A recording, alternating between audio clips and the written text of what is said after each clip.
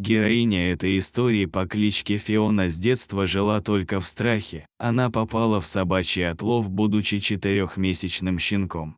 Простуженная малышка, с которой клоками сыпалась шерсть, была приговорена к усыплению, но ее совершенно случайно увидела создатель приюта «Омские хвостики» Мария Шитова. Женщина привезла на кастрацию одного из своих подопечных, когда услышала жалобный лай из вольеров соседней организации по отлову собак. Она не смогла пройти мимо и вошла внутрь.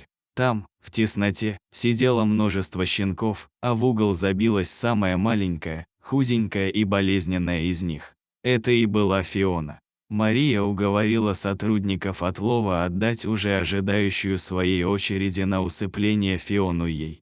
Собаку она тут же повезла в клинику, где ее осмотрели опытные ветеринары. Диагноз – грибок. Девочка стремительно лысела, и ее начали лечить.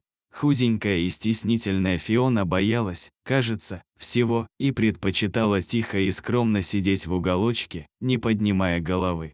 И только посмотрите, как преобразилась собака после долгого лечения и правильного кормления. Почувствовав, что ее любят и о ней заботятся, Фиона расцвела и стала смелее. По характеру эта жизнерадостная девочка напоминала большого Йорка, куча энергии и доброты, язык всегда в улыбке свешен набок, любви к человеку, хоть отбавляй. Но чужим Фиона по-прежнему не доверяла, потому так и сидела в приюте, ожидая, пока ее заметят.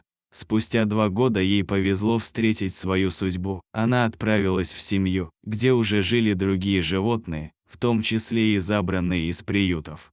Хозяева по достоинству оценили добродушие и миролюбивость своей новой подруги, и вот уже несколько лет она счастлива рядом с ними. Друзья, есть ли среди вас те, кто знаком с деятельностью приюта «Омские хвостики», или люди, которые брали животных из приютов в своем городе? Делитесь своими историями в комментариях.